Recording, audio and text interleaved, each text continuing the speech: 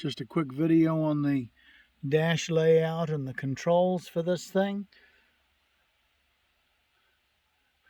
We have got a fresh air control valve.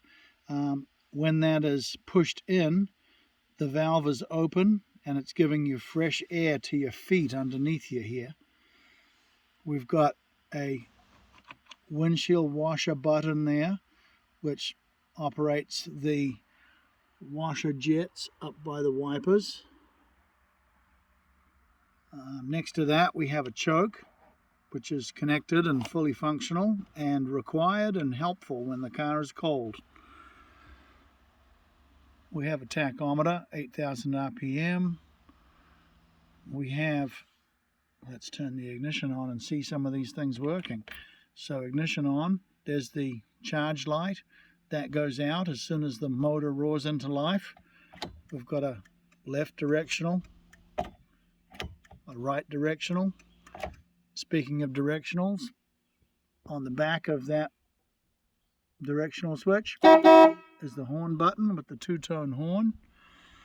We have a high beam warning light, and these are all period looking pieces. As you can see, they're all either correct original spec or the modern equivalent of.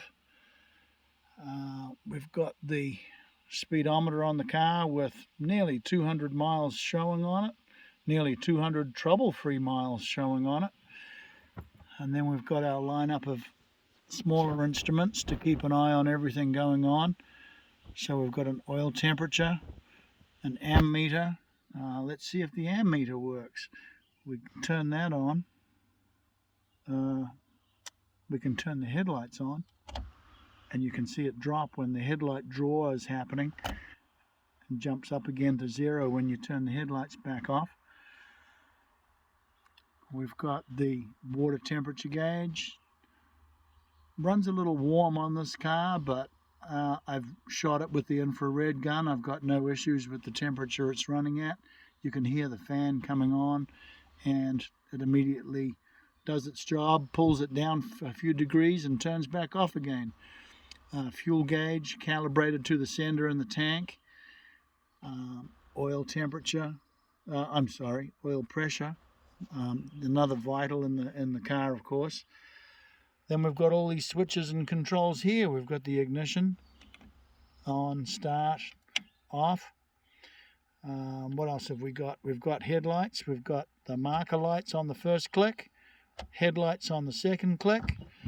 When we use our little foot-operated dip switch, you can see it turns the high beam warning light on the dash. So we have the headlight switch also is a multi-function switch where when you twist it, it alters the brightness of the instrument lamps. And I'm particularly funny about this because I like to have really dim lights so that I can see clearly outside the car. We've got a heater, which is 2 clicks of the switch to turn it on for low speed and high speed. And the heater has a door underneath the dash, and if the door is open, it puts heat into the car. If the door is closed, it redirects the heat up through the functional defrost ducts on the dash. The last thing on the dash is the wipers. That's a 2-speed wiper with a working park position. We've got a clock next to it there. And then we have the functioning hold and press in the middle to release the catch on the glove box to the nicely upholstered glove box tray. And a fresh air control for the passenger as well, because we've got to keep their comfort in mind.